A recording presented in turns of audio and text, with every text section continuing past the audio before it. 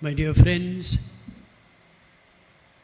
I would like to begin with a little incident that will drive home the theme of today's Mass. Andrew was a young man who was rushing to work on a cold morning in a busy city. As he was walking by a restaurant, he noticed a homeless woman with a little baby in her arms seated outside the restaurant, shivering in the cold. There were so many people walking by, but no one had noticed them. They were too busy to pay attention to them. Andrew too was in a hurry. He had to attend an important meeting. But something within him stirred. Something happened in his heart. He stopped. He entered the restaurant, bought some warm food, and gave it to that homeless woman. She was so grateful to him, and with tears in her eyes, she said, "Thank you, young gentleman, not only for the food you gave me, but for reminding me that someone still cares, for reminding me that compassion still exists. Thank you for giving me not just food, but reminding me that someone still cares. Compassion still exists."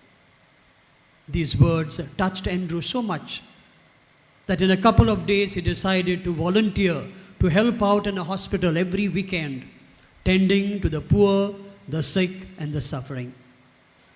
My dear friends, today we have this beautiful theme called to be compassionate like Jesus to those on the peripheries. The word compassion is so rich. Literally, it means to suffer with, compassio. It is not enough to tell someone, "I feel sorry for your suffering." It is not enough to sympathize with someone. It is more important to empathize, to put ourselves in the other person's shoes, and to act accordingly, to help in deed, not just in word. This is compassion. And the gospel of the day reflects how compassionate Jesus, the Good Shepherd, was.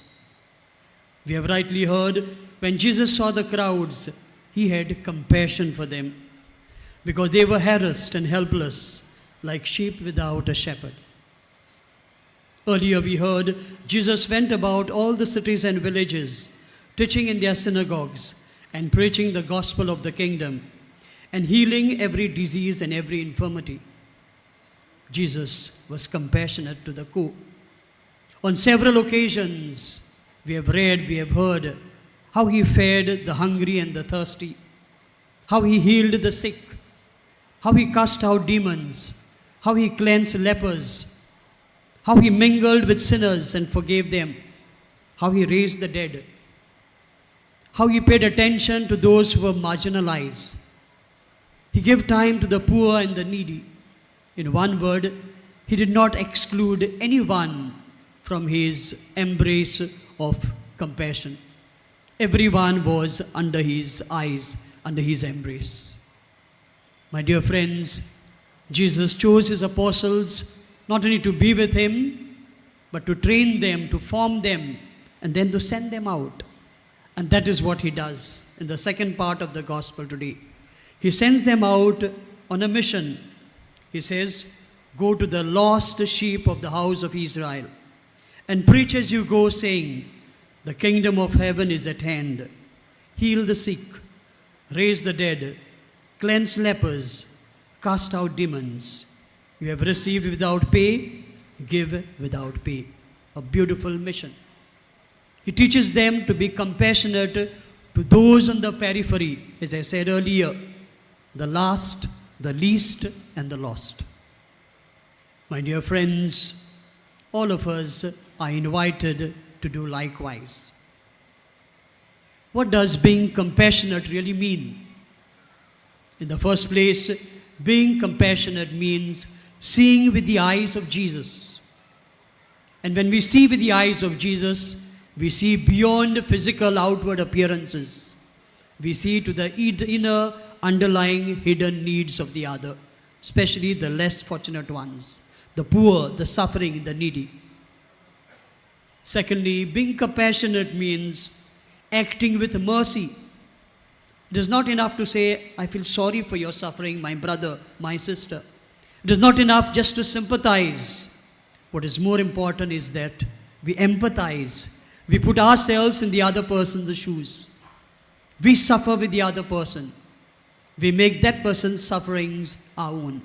We identify ourselves with the other person and act accordingly. We show mercy in action. And the third point, being compassionate means giving joyfully and freely. All of us have been gifted with so many things. All that we have, all that we are free gifts of God. Our resources, our wealth, our talents, our time, our health, everything is freely given to us by God. Not just for ourselves, not just for our selfish needs, but God has blessed us with so many gifts and talents to reach out to the others, to share them with the others, to be compassionate to those who really need our gifts, our time, our resources. My dear friends, while contemplating on this beautiful theme, I would like to pose before you 3 simple questions. I want you to personalize these questions. The first question, who are the people on the peripheries in my life? Perhaps my own family. It could be my husband, my wife, my parents, my children, my brother, my sister, my uncle, my aunt, maybe the maid. Maybe they need compassion. They need my attention. Perhaps in my neighborhood, there is somebody who's alone, somebody who's old, somebody who's sick, maybe a migrant family. Perhaps they are the ones who need my compassion. In my study or workplace, maybe my own colleagues need some compassion or the other. In my village, in the society at large, there are so many people perhaps who need my compassion. Today, let us try to discover at least 2 or 3 such persons to whom I can display, to whom I can show my compassion, keeping the mind of Jesus in mind. The second question, how can I show compassion to those who need it? As I said earlier, words alone are not enough. They are empty. We need to do concrete things for those who need our compassion. Perhaps giving somebody some food, like Andrew did in the beautiful story I told you earlier, sharing my clothes with someone, arranging for shelter for someone, maybe providing medicines to a sick person, volunteering to take somebody maybe to the hospital, paying the fees of a needy student, just accompanying someone who is lonely, giving a listening ear to somebody who is in trouble. These are little ways by which I can express my compassion in concrete ways. And finally, the third question, am I willing to step out of my comfort zone and be the eyes, the ears, the mouth, the hands, and the heart of Jesus, so that we too learn to see, to hear, to speak, and to serve all those who I need through love and compassion? My dear friends, Saint Francis Xavier is such a beautiful example. We have celebrated his feast a couple of days, and his sacred relics are out there for exposition. If we run through his life, we notice that he was gifted with this noble virtue of compassion. Very often he would visit hospitals, colonies of lepers, homes of the sick, and he would offer consolation and comfort, prayers and sacraments to share his love, his compassion with them.